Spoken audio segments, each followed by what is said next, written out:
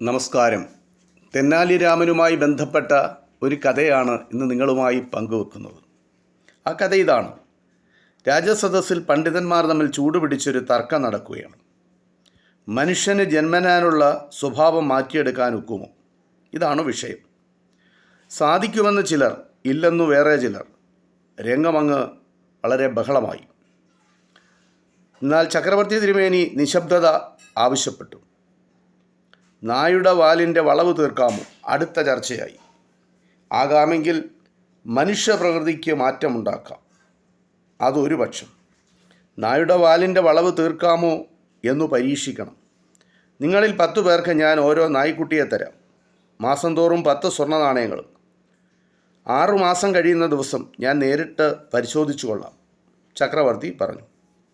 ആ 10 പേരിൽ ഒരാൾ തെനാലി രാമനുമായിരുന്നു. മരുന്ന്, മന്ത്രവാദം, ഉഴിച്ചിൽ, കുഴൽ, ഇങ്ങനെ പല പ്രയോഗങ്ങൾ 9 പേരും നടത്തി. എവിടെ? നായ്ക്കുട്ടിയുടെ വാലിന് അത് വളഞ്ഞു തന്നെ നിൽക്കും, ഒരു മാറ്റവുമില്ല. എന്നാൽ തെനാലി രാമനാകട്ടെ തൻ്റെ നായ്ക്കുട്ടിയെ പട്ടിണിയിട്ടു. കഷ്ടിച്ച് ജീവൻ കിടക്കണം. അതിന് കൂട്ടിൽ കുറച്ച് ഭക്ഷണം മാത്രം നൽകി. 6 മാസം കഴിഞ്ഞു. പരിശോധനയുടെ സമയമായി.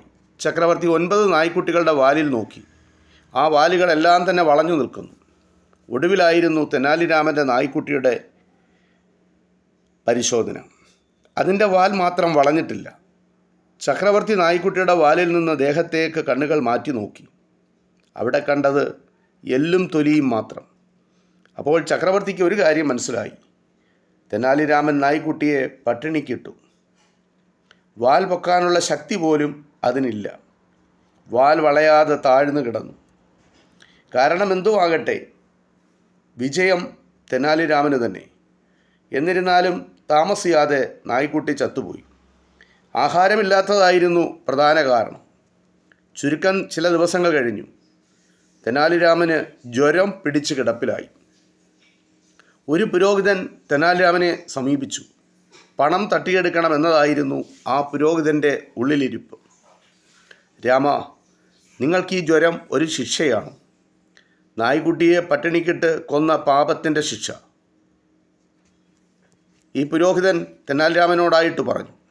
സ്വാമി, എൻ്റെ പാപത്തിന് വല്ല പരിഹാരവുമുണ്ടോ? രാമൻ ആ പുരോഹിതനോട് ചോദിച്ചു. അപ്പോൾ പുരോഹിതൻ പറഞ്ഞു, ഉണ്ട്, ചില പൂജകൾ ചെയ്യണം.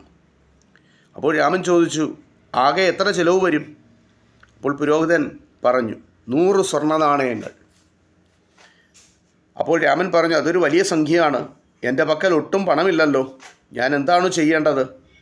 അപ്പോൾ പുരോഹിതൻ രാമനോട്ട് പറയുക, രാമ, നിങ്ങൾക്കിപ്പോൾ ഒരു കുതിരയുണ്ട്. അതിനെ വിറ്റ് പണമുണ്ടാക്കാം. അതിന് വലിയ തുക കിട്ടിയില്ലെങ്കിലോ? അപ്പോൾ രാമൻ്റെ മറുചോദ്യമാണ്. കിട്ടുന്ന വില ഞാൻ എടുത്തുകൊള്ളാം, പുരോഹിതൻ പറഞ്ഞു. അപ്പോൾ രാമൻ തിരിച്ചു ചോദിച്ചു, തീർച്ചയാണോ? പുരോഹിതൻ പറഞ്ഞു, അതെ. സ്വാമി, ഇപ്പോൾ അങ്ങ് പൂജ നടത്തണം. എൻ്റെ ജ്വരം ഭേദമായാലേ എനിക്ക് കുതിരയെ വിൽക്കാനൊക്കൂ. അപ്പോൾ ഞാൻ പണം തരാം, സമ്മതിച്ചോ? പുരോഹിതൻ സമ്മതിച്ചു. അങ്ങനെ പൂജകൾ നടന്നു. ക്രമേണ തെനാലി രാമൻ്റെ രോഗം ഭേദമായി. അയാൾ കുതിരയും കൊണ്ട് ചന്തയ്ക്ക് പോയി. ആ ചന്തയ്ക്ക് പോയപ്പോൾ തെനാലി രാമൻ്റെ കയ്യിൽ ഒരു വട്ടിയും പിടിച്ചിരുന്നു.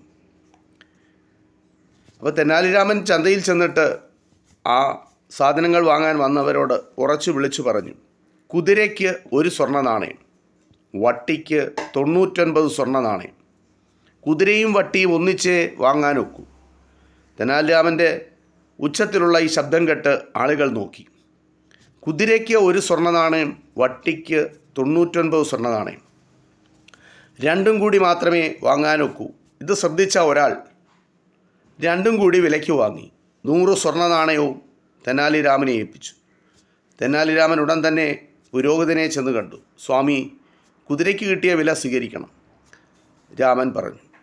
എന്നിട്ട് തെനാലി രാമൻ 1 സ്വർണ്ണ നാണയം എടുത്ത് ആ പുരോഹിതൻ്റെ കൈവശം കൊടുത്തു. എന്നിട്ട് തിരികെ പോന്നു. ഇത് വാങ്ങുകയല്ലാതെ പുരോഹിതന് എന്തു ചെയ്യാനൊക്കും? പറഞ്ഞ വാക്ക് അങ്ങനെ തെനാലി രാമൻ പാലിക്കുകയും ചെയ്തു. ഇത് തെനാലി രാമനുമായി ബന്ധപ്പെട്ട രസകരമായ ഒരു കഥയാണ്. ഈ കഥ നിങ്ങൾക്ക് ഇഷ്ടമാകുമെന്ന് വിചാരിക്കുന്നു. നന്ദി, നമസ്കാരം.